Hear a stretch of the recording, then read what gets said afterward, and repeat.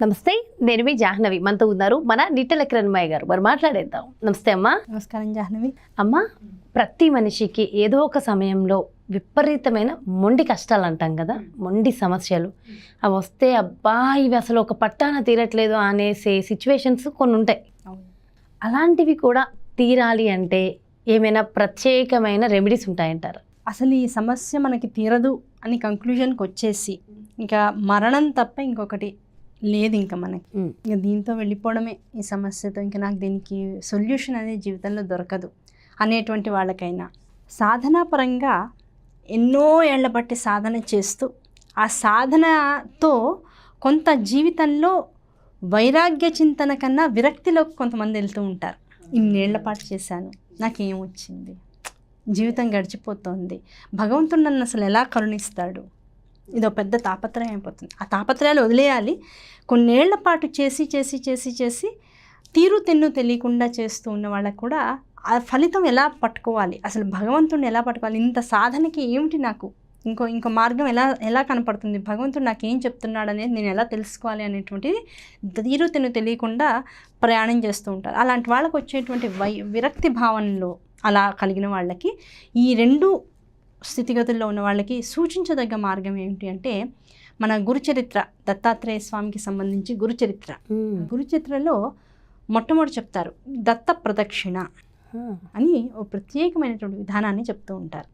ఆ దత్త ప్రదక్షిణలు ఎట్లా అంటే మామూలుగా మనం గురువారం నాడు కానీ గురు బలోపేతమైనటువంటిది, లేదు పౌర్ణమి నాడు కానీ, లేదు మనకి ఇష్టమైనటువంటి ఏదైనా ఒక రోజు, ఏదైనా ఒక రోజు, ముఖ్యంగా గురువారాలు అయితే మంచిది. అంటే గురువుకి బలం చేకూర్చేటువంటి రోజు కనుక గురువారం నాడు తీసుకోవచ్చు. లేదు పౌర్ణమి నాడు విశేషం, ఏ పౌర్ణమైనా పర్వాలా ఆ పౌర్ణమి నాడు తీసుకోవచ్చు. లేదండి ఇవాళ మేము ప్రోగ్రామ్ చూసాం, ఇవాళ పౌర్ణమి లేదు గురువారం కాదు, మాకు ఇప్పుడు మనసు వచ్చింది, మీరు చెప్పగానే చేద్దాం అనుకుంటున్నాం, మేము రేపటి నుంచి మొదలెడదాం అనుకుంటున్నాం, వెంటనే మొదలెట్టచ్చు. ఏం దానికోసం తిదివార నక్షత్రాలు మనకేం అక్కర్లేదు.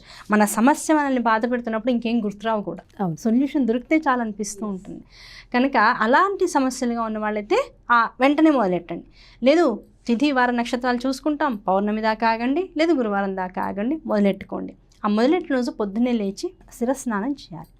ఆ శిరస్నానం చేసి మీ ఇంట్లో ఉన్నటువంటి ఎవరిని పంపించుకోవాలో ఆ పనులని కంప్లీట్ చేసుకున్నాక, లేదు ఎవరు మిమ్మల్ని డిస్టర్బ్ చేయకుండా ఉండేటంత సమయం, ఎవరు లేవక ముందుగా ఓ పీట తీసుకోవాలి.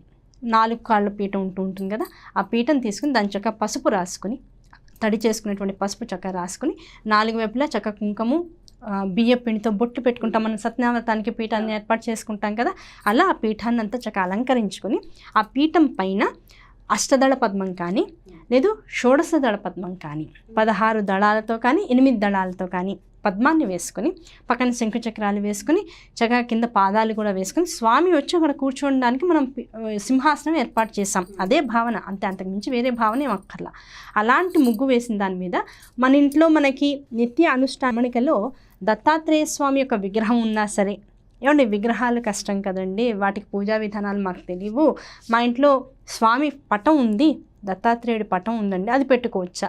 లేదు చాలామంది అంటుంటారు ఎప్పుడో ఎవరో ఇయర్లీ క్యాలెండర్ ఇచ్చారండి, ఆ క్యాలెండర్ మీద దత్తాత్రేయ స్వామి ఉన్నారు, మరి అది పెట్టుకోవచ్చా అంటే పటం ఉన్నవాళ్ళు పటం పెట్టుకోండి.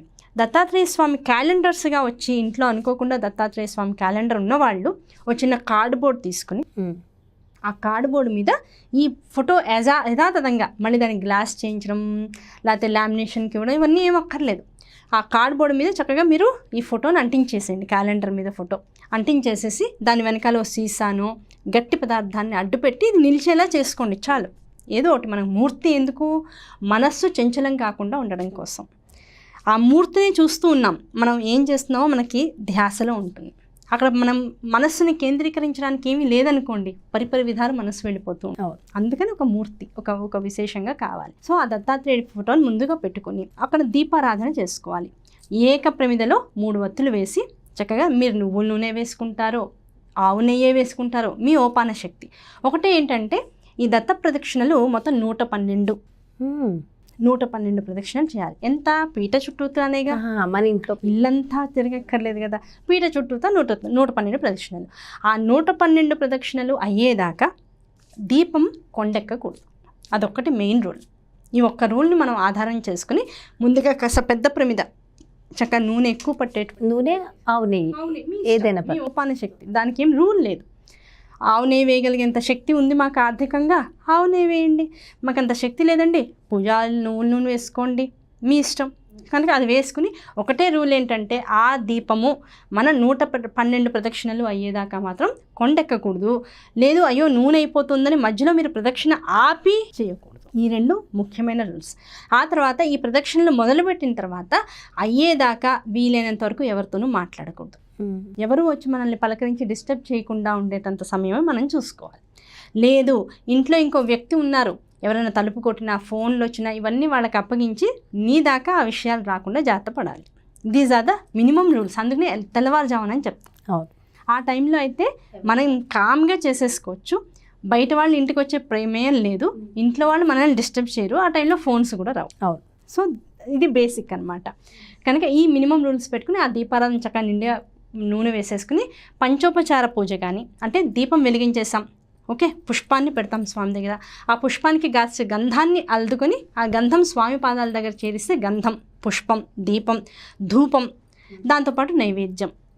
మీరు ఆ దత్తాత్రేయ ప్రదక్షిణ చేయదలుచుకున్న రోజు చేసేటువంటి ఏదైనా నైవేద్యం మీకు మనసుకు నచ్చిన పులిహోర, పరవాన్నం, లేదు అప్పాలు వేసాం, గారెలు వేసాం స్వామికి, ఇలా మీ ఇష్టం, మీ ఓపాన శక్తిని ప్రకారంగా ఏదైనా ఒక ప్రసాదం చేసుకుని, లేదండి మీరు తెల్లవారుజామున చేసుకోమన్నారు కనుక మేము తెల్లవారుజామున చేసేసుకుంటాం, పండు ఏదైనా నైవేద్యం పెడతాం, కాస్త తెల్లవారిన తర్వాత స్వామికి ఏ గారెలో పరవాణము మేము చేసి పెడతాం అంటే ఓకే, వెరీ గుడ్, అలాగే చేసుకోండి.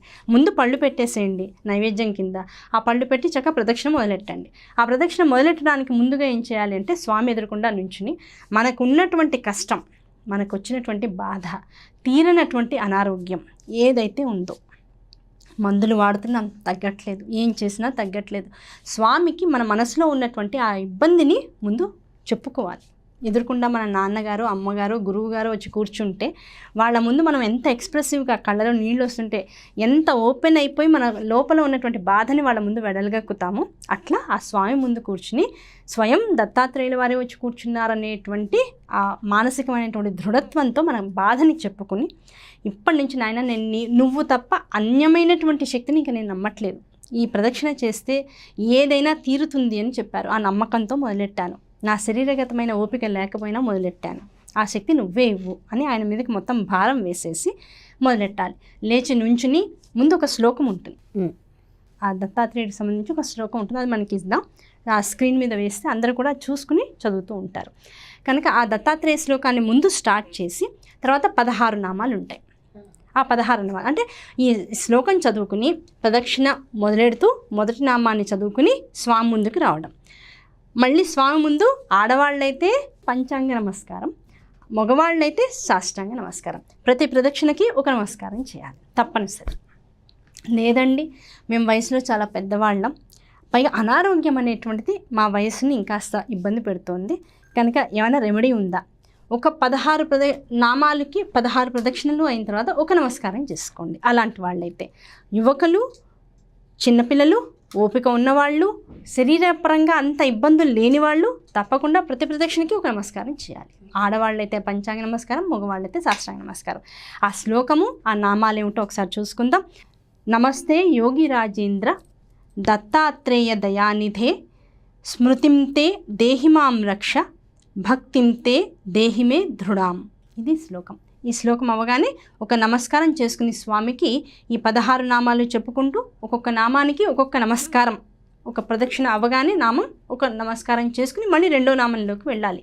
అందులో మొదటి నామం వచ్చేసి ఓం శ్రీ వరదాయ నమః, రెండో నామం ఓం శ్రీ కార్త్యవీర్యాది రాజ్యప్రదాయ నమః, మూడో నామం ఓం శ్రీ అనఘాయ నమః, నాలుగవ నామం ఓం శ్రీ విశ్వశ్లాఘాయ నమః, ఓం శ్రీ అమితాచారాయ నమః, ఓం శ్రీ దత్తాత్రేయాయ నమః, ఓం శ్రీ మునీశ్వరాయ నమః, ఓం శ్రీ పరాశక్తి పదాశ్లిష్టాయ నమః, ఓం శ్రీ యోగానందాయ నమః, ఓం శ్రీ సదోన్మదాయ నమః, ఓం శ్రీ సమస్త వైరి తేజోహృతే నమః, ఓం శ్రీ పరమామృత సాగరాయ నమః, ఓం శ్రీ అనసూయాగర్భరత్నాయ నమః, ఓం శ్రీ భోగమోక్ష సుఖప్రదాయ నమః.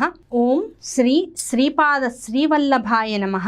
ఓం శ్రీ శ్రీ నృసింహ సరస్వతి సద్గురు పాదుకాభ్యాం నమః. ఇవి 16 నామాలు. ఈ 16 నామాలు అయ్యేటప్పటికి ఒక ఆవృతం పూర్తి అవుతుంది. గుర్తుపెట్టుకోవాల్సింది ఏంటంటే ముందే 112 మాలలు మన దగ్గర ఉన్నటువంటి తులసి మాలలు కానీ రుద్రాక్ష మాలలు కానీ దగ్గర పెట్టుకుని 108 మామూలుగా రుద్రాక్ష మాలల్లో ఉంటాయి. ఆ 108 తర్వాత 9, 10, 11, 12 ఇంకొక 4 ప్రదక్షిణలు ఎక్కువగా చేస్తే, అంటే ఒక మాల ఫుల్గా అయిన తర్వాత ఒక 4 ప్రదక్షిణాలు ఎక్కువగా చేస్తే మొత్తం 112 అవుతాయి. ఈ 16 నామాలు ఒకసారి చేస్తే ఒక ఆవృతం అవుతుంది. ఇట్లా 7 ఆవృతాలు, అక్కడికి 112 ప్రదక్షిణాలు పూర్తయిపోతాయి. ఈ 112 ప్రదక్షిణాలు ఒక్కొక్క నామాన్ని చక్కగా ఇలా చదువుకుంటూ చేసుకున్న తర్వాత 112 అయ్యాక అందరూ కూడా ఆడవాళ్ళైతే వాళ్ళకి చెప్పబడినటువంటి నమస్కారం, మగవాళ్ళైతే సాష్టాంగ నమస్కారం చేసుకుని మళ్ళీ స్వామి ముందు కూర్చొని స్వామికి మళ్ళీ గురుచరిత్ర అనేటువంటి పుస్తకం, ఆ పుస్తకంలో మొదటి 10 పేజీల్లోనూ తప్పకుండా ఈ దత్త ప్రదక్షిణ అనేటువంటి విధానం అంతా ఈ నామాలతో సహా అందులో ఉంటుంది. ఒకవేళ ఎవరైనా సరే మీ ఇంట్లో గురుచరిత్ర పుస్తకాలు ఉన్నట్లయితే తప్పకుండా ఆ పుస్తకాన్ని కూడా పూజా మందిరంలో ఇప్పుడు ఎక్కడైతే మనం పీఠం ఏర్పాటు చేసుకున్నామో అక్కడ గురుచరిత్ర పుస్తకాన్ని కూడా పెట్టుకుని వీలైతే ఎన్ని అధ్యాయాలు అయితే మీరు చదవగలరో, 1, 2, 3 మీ ఓపికను బట్టి ఆ అధ్యాయాలు అక్కడ కూర్చుని చదువుకున్న తర్వాత ఒక 5 కానీ 6 కానీ 7 కానీ రోజుల్లో మొత్తం గురుచరిత్ర పారాయణ కనుక ఈ ప్రదక్షిణలతో పాటు ఒక 7 రోజులు దాన్ని సప్తాహము అంటూ ఉంటాం. గురువారం నాడు గురు ప్రదక్షిణతో పాటుగా గురు దత్తాత్రేయ స్వామి గురుచరిత్ర పుస్తకాన్ని కనుక చదవడం మొదలెట్టినట్లయితే 7 రోజుల్లో ప్రతినిత్యము ఈ ప్రదక్షిణ చేసుకున్న తర్వాత కనుక గురుచరిత్ర పారాయణ కనుక చేసుకున్నట్లయితే ఇంకా ఈ సమస్య తీరదు, లేకపోతే ఈ కష్టం తొలగదు, లేకపోతే ఈ అనారోగ్యానికి మెడిసిన్ లేదు, ఇంకా మనకి సొల్యూషన్ లేదు అనే ఏ సమస్యకైనా సరే సమాధానం దొరకదు అన్నదానికి అసలు ఇంకా మాటే లేదు. అంతే. అంత పర్టికులర్గా స్వామి దత్తాత్రేయ స్వామి ఎలాంటి వారంటే తనని నమ్ముకున్నటువంటి భక్తుల్ని ఎక్కడ ఉన్నా సరే ఏదో ఒక రూపంగా వాళ్ళ శ్రద్ధకి పరీక్ష ముందు ఈ ప్రదక్షిణ. ఎవరైతే ఈ ప్రదక్షిణ అనేటువంటి ఒక విశేషతత్వాన్ని పట్టుకుని కష్టపడి శరీరాన్ని కుంగదీసి కూర్చోపెట్టి లేపి సాగతీసి ఎవరైతే స్వామి ముందు ప్రణిపాతం చేస్తారో అటువంటి వాళ్ళకి ఏదో ఒక రూపంలో వచ్చి ఆ సమస్యకి పరిష్కారం ఇచ్చి తీరుతారు. అందులో డౌట్ లేదు. దత్తాత్రేయ స్వామి అంత గొప్ప అనుగ్రహం కలిగినటువంటి గురుస్వరూపులు, పైగా త్రిమూర్త్యాత్మకుడు, త్రిమూర్తుల యొక్క అంశ ఆయన కనుక వారిని తలుచుకోవడం అనేటువంటిది ఎలాంటిది అంటే కొంగు బంగారం లాంటిది. ఈ కలియుగంలో కూడా ఎన్నో రూపాల్లో మనం అసలు దానికి ఒక నిర్వచనం, ఒక ఎగ్జాంపుల్ చెప్పలేం. ఈ రూపంలో వస్తారు, ఈ రూపంలో వస్తారు, ఇలా అని కాదు, అలా అని కాదు, ఏ రూపంలో అయినా వస్తారు, వచ్చి మన సమస్యని తీర్చి సొల్యూషన్ ఇచ్చి వెళ్తారు. అటువంటి దత్త ప్రదక్షిణ, అటువంటి గురువు, అటువంటి దత్త అమృతాన్ని మనం ఇవాళ ఇలా చెప్పుకోవడం నిజంగా ఎంతో అదృష్టం ఉంటే కానీ చెప్పుకోలేం. నిజంగా అమ్మ, అంటే ఈ సమస్య వచ్చిందని ఆత్మహత్యలు చేసుకునే వాళ్ళు ఎందరో, అలాంటి అవసరం లేదని ఎంతో చక్కటి రెమెడీస్ మీరు అందిస్తూ ఉన్నారమ్మా. థ్యాంక్ యూ సో మచ్ అమ్మా. నమస్కారం. సో దయచేసి ఎలాంటి సమస్య వచ్చినా దానికి పరిష్కారం ఉండదు అంటూ ఏ సమస్య లేదు. కాస్త ఆలోచించి ఆగి నెమ్మదై దానికి ఏదో ఒక రెమెడీ ఉంటుంది. లేని సమస్య అంటూ ఏది ఉండదు. మన పెద్దలు చెప్పింది అదే, ప్రస్తుతం ఉన్న ప్రతి ఒక్కరు చెప్పేది అదే. ముఖ్యంగా ఆధ్యాత్మికవేత్తలు ఆధ్యాత్మిక పదంలో మనం నడుస్తూ ఉంటే మనకి అంతు చిక్కని సమస్య అంటూ ఏది ఉండదు. ఇలాంటి చిన్న చిన్న రెమెడీస్ని ఫాలో అవ్వండి. అంత సూసైడ్ చేసుకుంటే ఏముంది, ఈరోజు చనిపోతాం, రేపటి నుంచి మనకి కనీసం బ్రతికుంటే కాళ్ళు, చేతులు, నోరు ఇవన్నీ పనిచేస్తున్నాయి. ఏదో ఒకలాగా మనం వర్క్ చేసుకోవచ్చు. అదే చనిపోతే ఇక్కడే ఉంటాం, ఎక్కడికి వెళ్ళిపోం, కానీ ఇవేం పని చేయకుండా ఉంటాం, నిరంతరం దుఃఖిస్తూనే ఉంటాం. శాస్త్రాలు చెప్పేది ఇదే. సో దయచేసి ఎవరు ఆత్మహత్యలు చేసుకునేంత ఎవరు వెళ్ళొద్దు. దయచేసి చిన్న చిన్న రెమెడీస్ ఫాలో అవ్వండి. ఎంత పెద్ద సమస్యకైనా చక్కటి పరిష్కార మార్గాలు తెలుసుకోండి. మరో చక్కటి కార్యక్రమంతో మళ్ళీ మీ ముందుకు వచ్చేస్తాను. నమస్కారం.